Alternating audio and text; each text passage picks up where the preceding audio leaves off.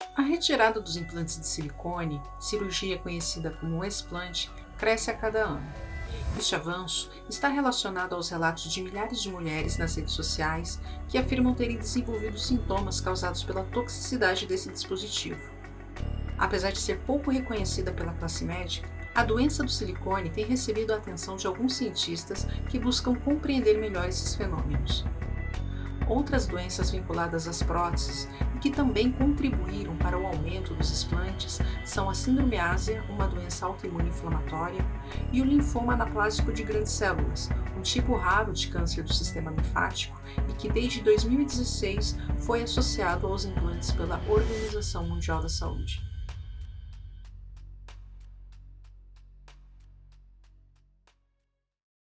Desde muito nova, eu lembro que eu tinha por volta de 11 anos, eu tinha uma amiga que já tinha mamas nessa fase e eu falava, nossa, o que que você faz para ter mamas?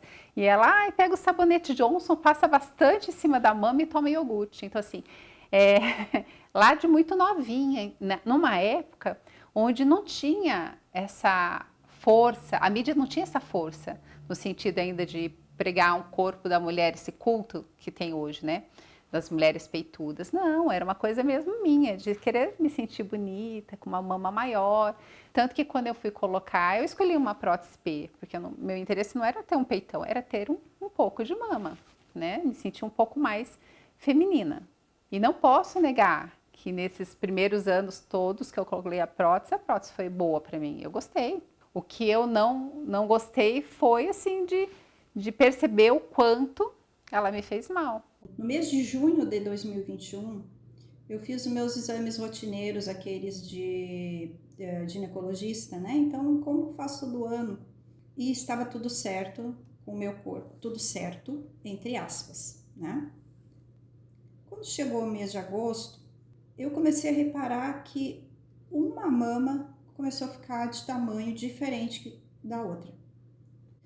E aí eu busquei a ginecologista e ela me encaminhou para fazer uma ressonância magnética. E aí foi nesse exame de ressonância que eu recebi o laudo que as próteses estavam íntegras, mas que havia uma grande quantidade de uma coleção líquida no entorno. Eles sugeriam que fosse feita a punção e pesquisa de linfoma anaplásico de grandes células. Eu nunca tinha ouvido falar disso. Se a gente pega os artigos falando sobre linfoma, especialmente os que têm speakers da indústria, fala assim, não, existe o linfoma, que é uma doença grave, e a gente não está questionando que seja uma doença grave, mas é raro, então é muito raro, tem 1.500 casos reportados no mundo, um número pequeno de casos, e que a maior parte ele é tratado com a ressecção do implante. Então, você pega no universo de milhões de mulheres com implante, para ter 1.500, ele acaba sendo até um pouco conveniente para a indústria.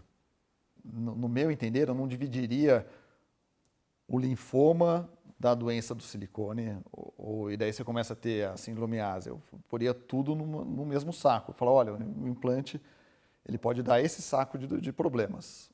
Nunca tinha ouvido falar doença do silicone.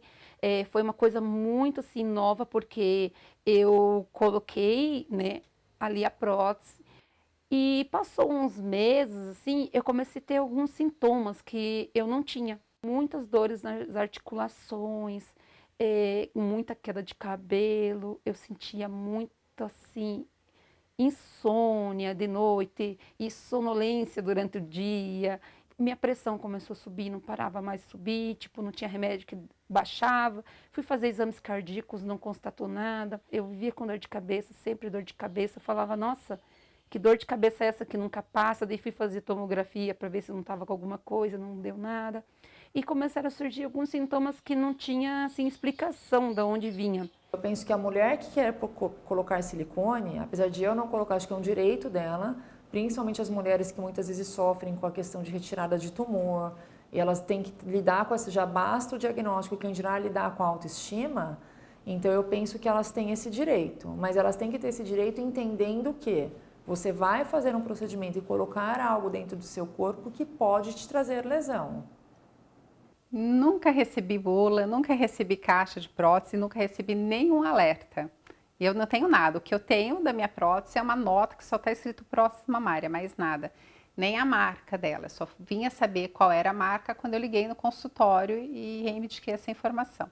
O fato é que aí eu acho que foi a minha primeira violência, a primeira violência que eu sofri, porque na verdade também ele colocou uma prótese muito acima daquilo que eu havia solicitado. Então eu pedi uma prótese de 200 ml, já que eu tinha uma de 150 e acordei com uma 385. Então eu passei os últimos 14 anos da minha vida insatisfeita com o tamanho das próteses e com as dores nas costas que, né, acabei desenvolvendo em função do peso delas.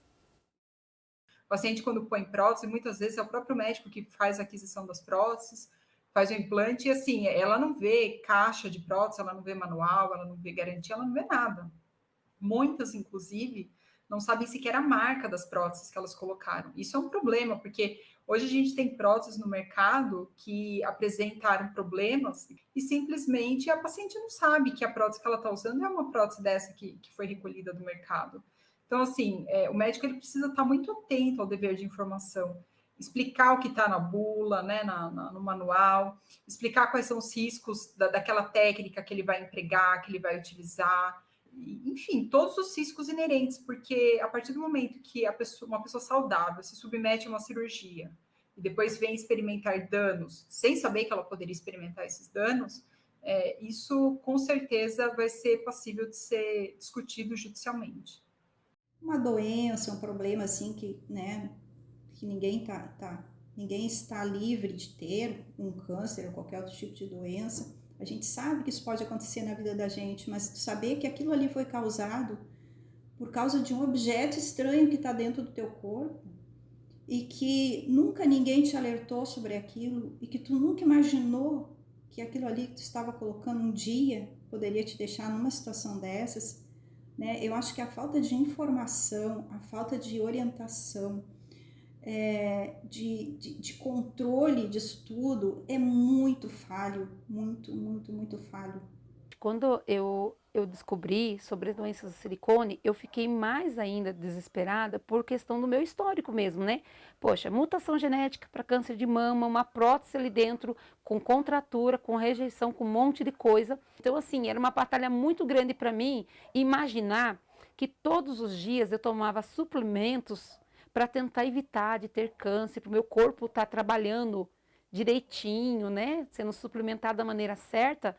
E eu com uma prótese ali indo contra o meu corpo. Se você cortar um implante de silicone e apertar, o gel ele vai ser extravasado, mas ele é muito coeso, ele volta ao normal. Então, que você já deve ter visto alguns vídeos de pessoas falando, o implante é seguro, porque ele não está vazando.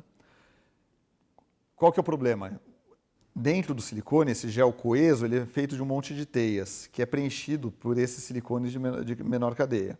Esses silicones de menor cadeia, quando você tem uma alteração da permeabilidade da cápsula do implante, ele vai entrar água, vai ter uma reação química que vai lavar no meio desse silicone os resíduos dessa reação, que vão ser o silicone, que vai ser o polidimetilsiloxane 4, que é o PDMS4, que ele é o menor peso molecular. Em estudos clínicos, em ensaios clínicos, ele mostra ser tóxico, especialmente para umas células de Jukar, que são umas células que são muito semelhantes aos linfócitos. O que a gente tem de evidências hoje é que o silicone é provado hoje que o que se falava em 2016, que você não tinha extravasamento de gel, que era muito raro ter extravasamento de gel, e que o silicone que extravasava ele era inerte. Hoje esse é um conceito que já não existe mais. Então já tem um conceito de que o extravasamento ele vai ocorrer em 100% dos implantes, ou beirando a quase 100% dos implantes, e que o gel ele tem um potencial de toxicidade, que a gente não sabe qual é e como vai ser em cada uma das pacientes. Então a resposta ela pode ser variável de pessoa para pessoa. Eu não posso te prever que em 100% das pessoas vai gerar doença, vai ter problemas. Eu acho que a longo prazo, se todo mundo ficar com a prótese, em algum momento isso vai ter uma degradação e vai ter uma resposta que seja uma contratura. eu sempre cuidei muito da minha alimentação, sempre fiz yoga, então assim, isso já fazia parte da minha vida. O que eu acredito mesmo é que o explante me trouxe essa qualidade de vida. Então eu percebo que vários outros sintomas melhoraram, né? Então minhas unhas que viviam quebrando, meu cabelo que caía, chumaços, né? Eu tenho até registros. Minha boca muito seca, olhos muito secos, pele seca de passar a mão e esfarelar, né? No rosto, no corpo. Problemas digestivos, fígado intoxicado, nossa, síndrome do intestino irritável.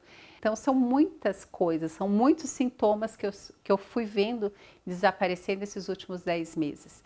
Então, não tem como desvincular com a questão da prótese, mesmo sabendo que eu teria qualquer coisa, porque as pessoas vão desenvolver uma doença ou outra, né? Só que é um conjunto de sintomas que bate com os relatos de milhares de mulheres, né? O paciente que tem sintoma e que elas investigam esses sintomas e que não acham uma causa comum, uma causa específica para esses sintomas, e que tem as alterações da ressonância magnética. Quando elas retiram o implante, elas melhoram. Então, elas têm uma melhora que vai variar, especialmente do grau que elas tinham antes dos sintomas. Então, tem umas que têm muitos sintomas e tem umas que têm sintomas mais frustros, mas todas mostram uma melhora do quadro clínico.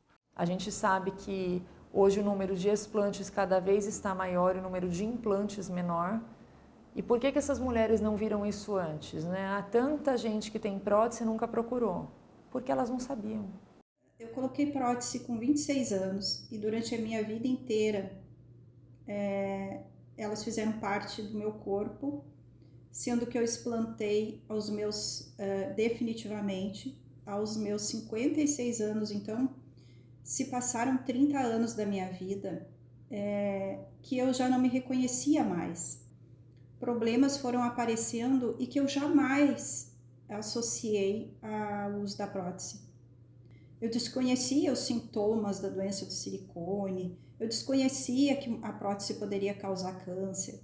Para mim, eu acreditava no que os médicos me diziam, que estava tudo bem, que a prótese que eu tinha colocado, essa última, era vitalícia, não precisava me preocupar, só fazer os meus exames, se estivesse tudo bem, a vida seguia. E assim eu estava vivendo. Eu olhar cicatrizes no dia a dia não é agradável. Então, eu posso dizer que na maioria das vezes eu nem presto atenção. Eu troco de roupa, passo meu creme lá, põe meu sutiã e pronto. Mas ele não ficou legal, né? Uma das mamas não ficou legal. E aí, assim, eu olho para aquilo e aquilo me relembra todos os dias da escolha que eu fiz, né? E justamente também de ter feito uma escolha sem ter sido informada dos riscos que eu estava exposta. É muito delicado mesmo, né? Na nossa cultura que exige a mulher com o corpo perfeito e bonito, eu trabalho com o feminino o tempo inteiro aqui na clínica, o quanto é difícil a gente sair desse padrão de beleza que é imposto pela nossa sociedade. Eu comecei a pesquisar sobre o explante da prótese, porque eu ficava pensando o que vai ser do meu corpo, como é que eu vou ficar, né? E eu comecei a pesquisar, foi quando eu cheguei no grupo que eu descobri o Instagram, explante de silicone, né, da Larissa. E dali eu entrei para o grupo do Facebook, o explante de silicone.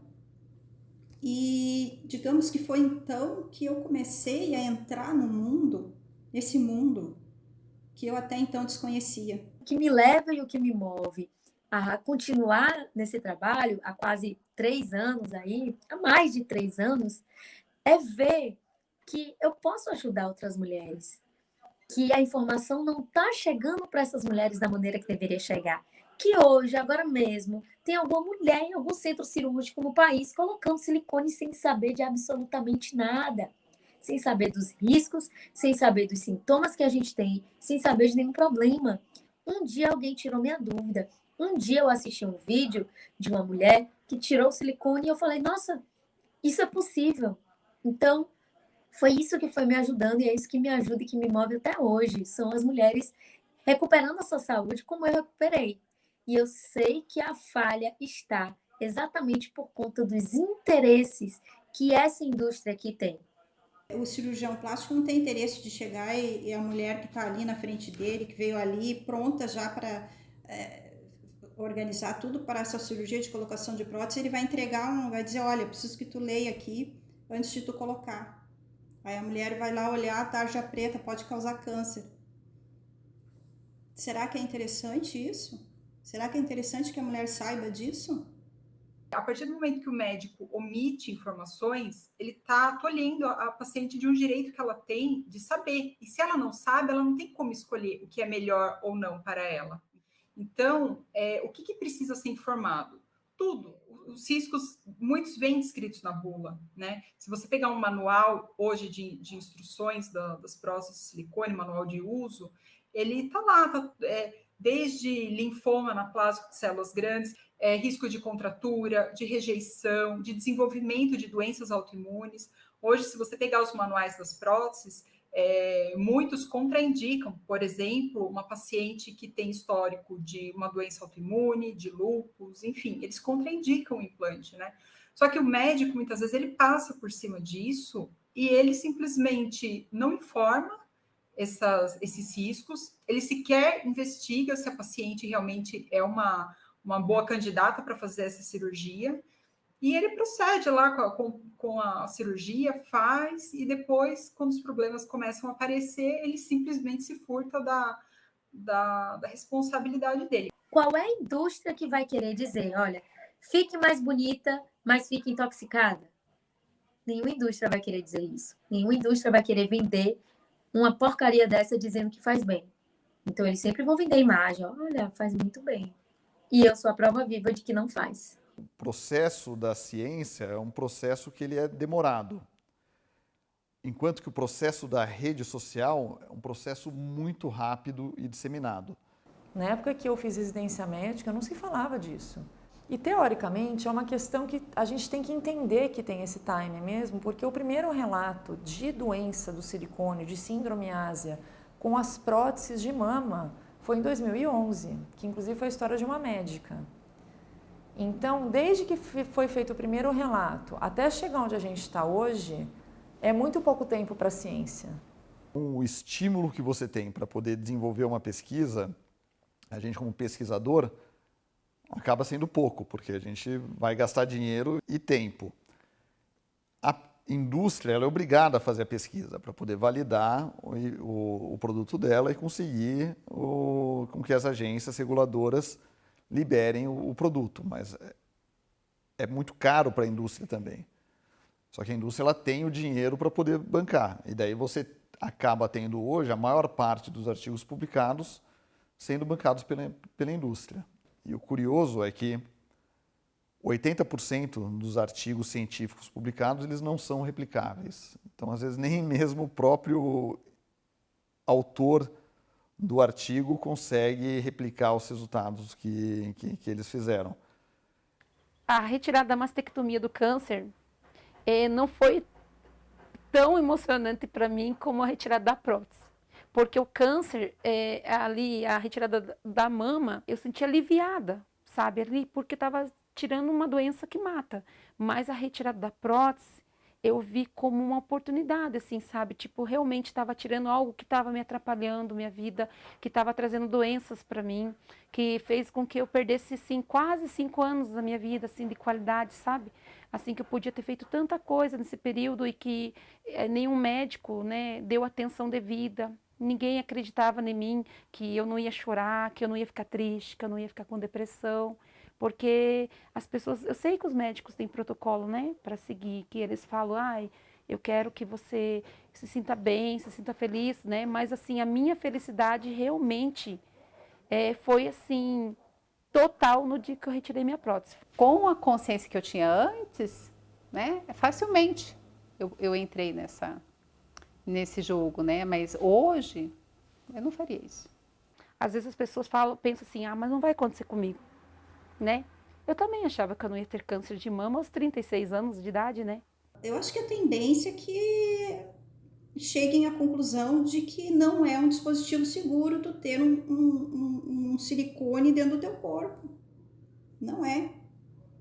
Então, assim, eu acho que como todo dispositivo que não é seguro, a tendência é que haja proibição de uso. Então, eu confio plenamente que isso vai acontecer no futuro. Não sei te dizer se esse futuro é tão breve, ou se é algo mais lá na frente, mas no futuro eu tenho certeza que isso vai acabar sendo proibido.